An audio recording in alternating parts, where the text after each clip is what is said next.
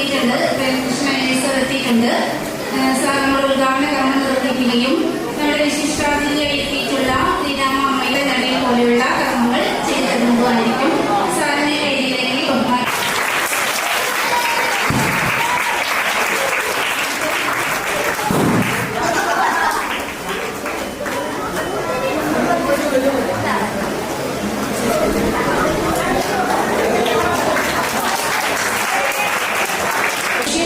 നമ്മുടെ ഒരു പുനർജീവനി യജ്ഞം എന്താണെന്ന് ഈ ഡെസർട്ടിഫിക്കേഷൻ എന്താണെന്ന് അറിയാമോ?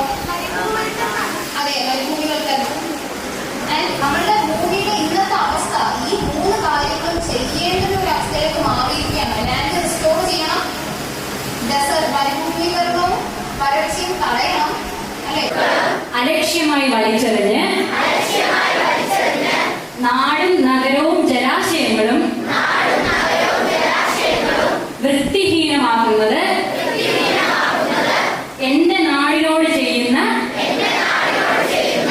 കുറ്റകൃത്യമാണെന്ന് ഞാൻ തിരിച്ചറിയുന്നു.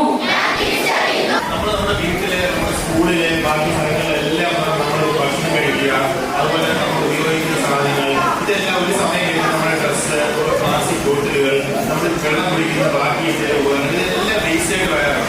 ഇത് പലപ്പോഴും എന്താ നമ്മൾ ചെയ്യുന്നത്? പറയാമാകെ ചെയ്യുന്നത്.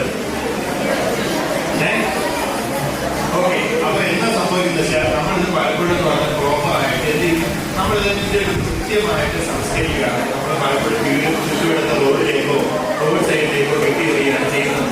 അത് തടയണമെങ്കിൽ എന്ന് പറഞ്ഞു കഴിഞ്ഞാൽ നമ്മൾ ഗവൺമെന്റിന്റെ ഭാഗത്ത് ഒരുപാട് കാര്യങ്ങൾ ചെയ്യുന്നുണ്ടെങ്കിൽ നമ്മളുടെ വീടുകളിൽ പോലും നമ്മുടെ പ്ലാസ്റ്റിക് ബാക്കി കാര്യങ്ങളെല്ലാം അതുപോലെ വരുന്ന വേസ്റ്റുകളും തന്നെ. ഓക്കെ, ഒരു കാരണവശാലും നിങ്ങൾ ചെയ്യണം. നിങ്ങളുടെ സ്കൂളിലാണെങ്കിലും നിങ്ങളുടെ വീട്ടിലാണെങ്കിലും ഒരു കാരണവശാലും വേസ്റ്റ് വഴിയിലെത്തി കളയാൻ പാടില്ല. നമ്മളൊരു മാനേഴ്സിന്റെ കാര്യമാണ്.